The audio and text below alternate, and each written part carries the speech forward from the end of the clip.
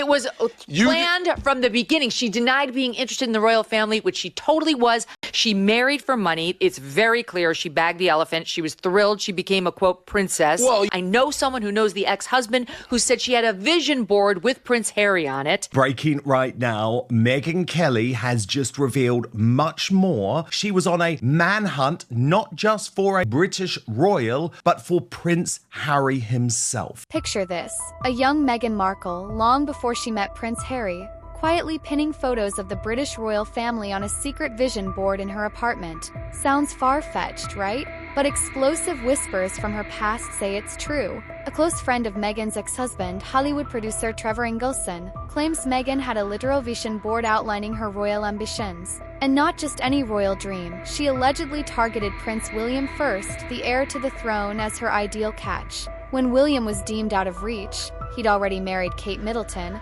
Meghan supposedly refocused her sights on the spare Prince Harry as her alternate path to the crown. In other words, Meghan may have been planning to marry into royalty all along, years before she ever met Harry. It wasn't love at first sight. If these allegations are true, it was strategy. She wasn't looking for a soulmate, she was hunting for a crown. And her ex-husband's circle insists they have the receipts. This bombshell revelation didn't emerge from thin air. Comes via none other than Meghan Kelly, the veteran journalist and podcaster who has been following the Markle saga with a keen and skeptical eye. Kelly recently dropped a stunner on her show. She says she has it on very good authority that Meghan kept a vision board with Prince Harry's face on it while she was still married to Trevor.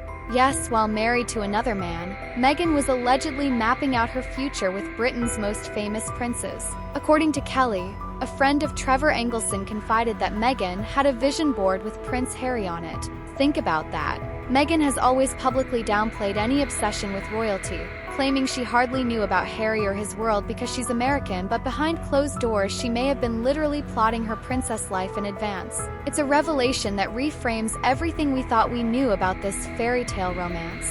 From fairy tale to calculated plan, if Meghan truly crafted a royal vision board, it suggests a breathtaking level of planning. It implies that meeting Harry was not a lucky twist of fate, but a long-term goal. One insider goes even further, claiming Meghan planned from the beginning to marry into the royal family. On Meghan Kelly's show, they flat out called Meghan a malignant narcissist who married for money and was thrilled she became a princess. It was all planned from the beginning. These sources say Meghan's wide-eyed "who me? A princess?" act was just that, an act. She knew exactly who Harry was and what marrying him would mean. She denied being interested in the royals, which she totally was. According to the friend of Trevor, Meghan's obsession was so concrete she literally pasted Harry's photo on a board, along with castles, crowns, the whole dream. Prince William's photo was reportedly there too, at least initially. After all, William was the bigger prize, the direct line to the throne. Sources say Meghan first had her eye on William, the ultimate target for someone who wanted to be top dog, but when that door closed, she moved on to Harry. It's almost like she was choosing a character to play in her own life's movie. If not the future queen next to William, then a princess with Harry would do. Trevor Engelson himself has maintained a gentlemanly silence since Meghan walked out of their marriage and into Harry's arms. He's never publicly trashed her, but sometimes silence speaks volumes, and those close to him have been more forthcoming. There are even murmurs that Trevor is considering a tell-all book, one that could detail Meghan's early royal scheming, including that infamous vision board chapter insiders keep talking about. He hasn't confirmed this, but just imagine the man who knew her best unveiling the extent of Meghan's royal blueprint. According to one report, Trevor's pals were not surprised at all when Meghan's royal romance hit the headlines, as if they knew this was her plan. One even said Trevor had seen this coming, that Meghan's drive to be someone was always cranked to 10. The way their marriage ended was abrupt. Meghan allegedly mailed her wedding rings back to Trevor out of the blue, and some who knew them claim Meghan had already emotionally moved on, zeroing in on a bigger stage. In hindsight, it's as if Trevor was just a stepping stone on her climb towards a crown. So how does someone leap from Hollywood bit actress to British royalty? If you believe these accounts, Meghan did it with methodical precision. She networked hard, angling for connections in London, Fate, or careful planning, introduced her to Prince Harry in July 2016. Meghan has sold the narrative that they met on a blind date by pure chance. But given what we know now, one has to wonder, was it really chance? Or did Meghan orchestrate that meeting, having already studied Harry from afar? She certainly seemed prepared to push all the right buttons once she had her prize in sight. Exhibit A, the perfume. On their very first date, Meghan reportedly deployed a subtle but brilliant tactic. She wore Princess Diana's favorite perfume. Yes, Princess Diana's signature scent on date number 1. According to royal biographer Angela Levin, Harry was overwhelmed by the sense memory of his beloved mother triggered by that perfume.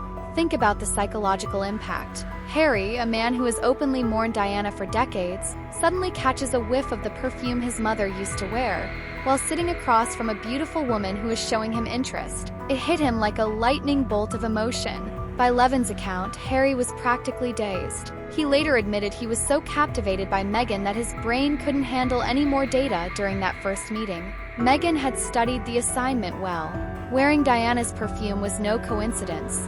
It was a calculated move to tug at Harry's heartstrings from the very start. And it worked like magic. Harry was hooked. So what happens next? When a story like this spirals beyond its original fairy tale narrative, when the cracks are no longer rumors but now testimonies, interviews, leaked insider claims, something shifts in the public's mind. What was once dismissed as conspiracy becomes plausible, and what was once charming starts to look manipulative. Meghan Markle, who the world once embraced as a breath of fresh air in the stuffy halls of Buckingham Palace, is now being reconsidered. People are replaying every moment, every interview, every smirk, every claim of being silenced with suspicion. Was it really about love, or was it always about leverage? And the deeper this goes, the more details emerge that make even the most neutral observers raise their eyebrows. Take, for example, the reported tantrums behind the scenes.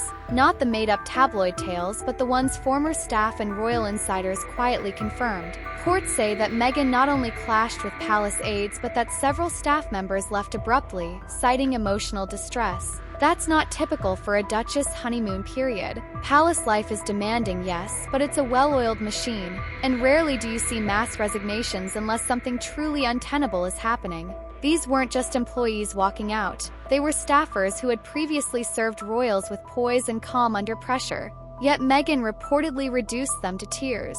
And it wasn't just the staff. Friends, too, began to fall away. Those who had once supported Meghan, like fashion designer Amelia Wickstead and even tennis star Serena Williams, reportedly started distancing themselves, subtly but undeniably. Whisper networks in Hollywood suggest that Meghan's relationships tend to burn hot and fast, then fall apart just as quickly when she's no longer getting the spotlight. That pattern allegedly mirrored her time in the royal family. Make a splash, grab the headlines, exit before the damage catches up, and then deny everything. Victimhood became the armor, which brings us to the bigger, more unsettling truth.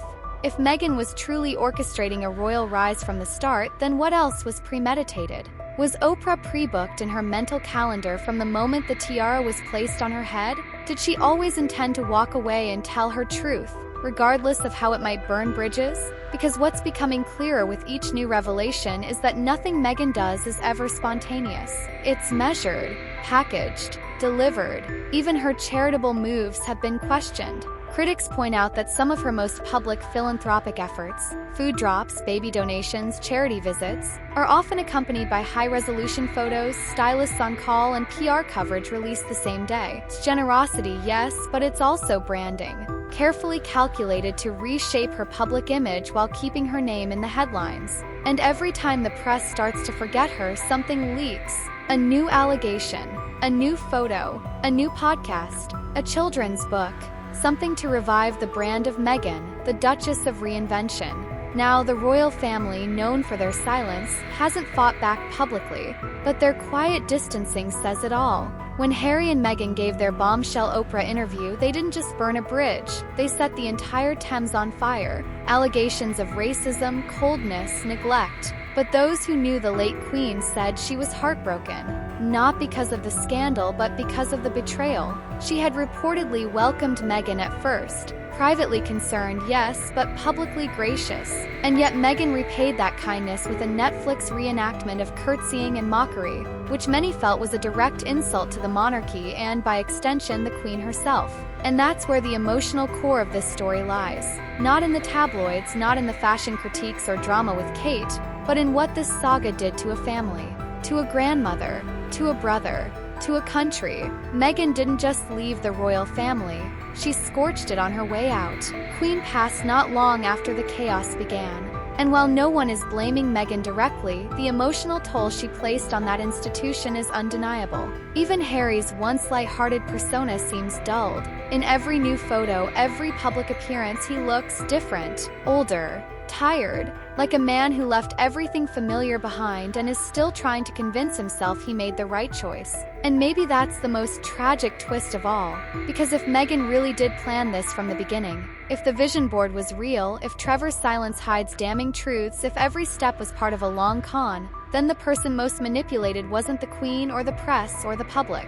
It was Harry, the boy who lost his mother in a car crash while being hounded by paparazzi, the young man who walked behind her coffin, the soldier who went to war, the royal who never quite fit in, who drank too much, partied too hard, and carried too much pain. That boy became a man, and then became prey. Because if Meghan truly studied him, knew his wounds, knew exactly what he needed to hear, then she didn't just win his heart.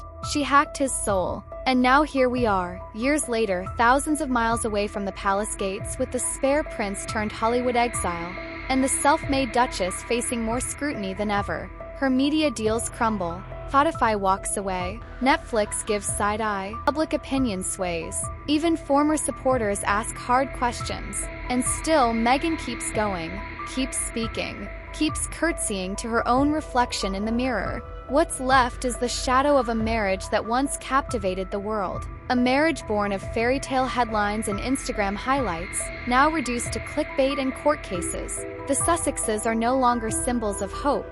They're lightning rods of division. And every time a new leak emerges, the past creeps back in. That mood board, that perfume, that ambition, the ex-husband's silence, the Queen's hesitance, William's warnings, the Oprah interview, the Spotify fallout, the Netflix backlash, the royal family's growing absence. Each detail adds weight to the theory that Meghan's story was never about love. It was about power, about fame, about the crown. And here's the cruel irony. She almost got it. She nearly became the most beloved modern royal. She had the press, the people, the platform, but ambition doesn't always play well with duty.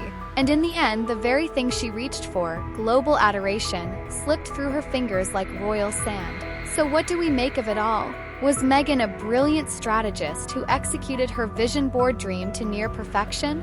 Was she a woman crushed by an outdated institution and forced to carve her own path? Or was she both, the villain and the heroine of her own drama, depending on who's telling the story? One thing's certain. The ex-husband's silence is no longer enough. People want answers. They want the truth. They want to know if they were played. And if Meghan's rise was a game, then the scoreboard is tilting. Public trust is eroding. Allegiances are shifting. And the woman who once walked down the aisle to global cheers may soon find herself walking alone. This isn't just a tale of a woman who married a prince. It's the story of how a vision board may have rewritten royal history. And that's something even Buckingham Palace can't ignore forever. The line between truth and illusion is razor thin when public image becomes a full-time job. And for Meghan Markle, managing perception has always seemed just as important as managing reality. She's not the first celebrity to carefully curate her narrative, but few have done it on such a global stage with such polarizing results. For every supporter who sees her as a modern woman breaking outdated traditions, there's a critic who sees her as the ultimate social climber. Someone who used a royal marriage not for love, but for leverage. And now that the media tide is shifting, the question becomes, what happens when the illusion cracks? When people stop buying the fairy tale? Already, major outlets that once praised her uncritically are beginning to scrutinize. Hollywood insiders whisper that Meghan is losing favor in elite circles, with producers allegedly describing her as high maintenance and image obsessed. That glow that once dazzled is beginning to dim. The Netflix deal? Failing to deliver consistent content. Spotify? Gone. enlist support, quietly distancing. Even her lifestyle brand, Archetypes, hasn't taken off the way many anticipated. In a market oversaturated with celebrity ventures, it takes more than a pretty face and royal past to build a brand that sticks.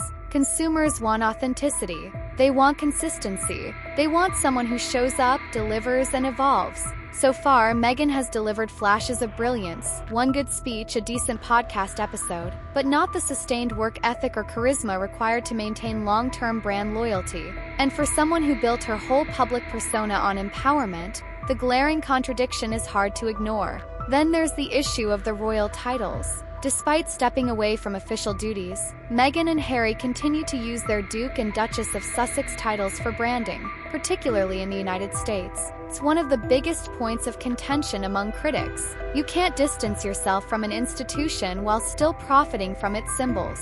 It's like quitting your job but still trying to use the company credit card. People notice. People talk, and the hypocrisy stings. Insiders have also pointed out that Meghan often blurs the line between personal vendetta and public crusade. When she attacks the media, it's not just tabloids, it's any outlet that dares to question her version of events. When she criticizes the royal family, it's not just about one isolated incident, it becomes a sweeping condemnation of centuries of tradition. And when things don't go her way, there's always someone else to blame. The press, palace, the patriarchy, but never Meghan, never the plan, never the choices she made along the way. And maybe that's the heart of why this story refuses to die. Because people aren't just watching Meghan and Harry anymore, they're watching a case study unfold in real time. What happens when modern celebrity crashes into ancient monarchy? What happens when curated identity meets centuries of duty and sacrifice? What happens when a woman who believes in destiny runs headfirst into a system that rewards patience, not ambition? In many ways, Meghan Markle is a symbol of our time. Bold, media-savvy, unapologetic. But in other ways, she's the cautionary tale. A reminder that image without substance eventually collapses. That power gained too quickly is often lost just as fast. That even the best vision board in the world can't script every outcome, especially not when the world starts reading between the lines. The audience may have bought the story at first, but now they're asking for the receipts. And the more they look, the more they find. Mood boards, ex-husband whispers, perfume tricks, strategic romances, suspicious timelines, and quiet exits. Bit by bit, the pieces are falling into place. And the picture they form isn't one of love and sacrifice. It's one of calculation and control. Harry may still be trying to shield her. But how long can he defend the indefensible? How long can he pretend the warnings weren't there from the start, when even the Queen saw the storm coming? The very institution he turned his back on may have been the only thing that truly protected him. And now, he's exposed, vulnerable, alone in a country that applauds your rise but savors your fall. And Meghan? The crown was always the goal. She may have reached the gates, but they didn't open. And now, standing on the outside looking in, the question lingers louder than ever. Was it all worth it?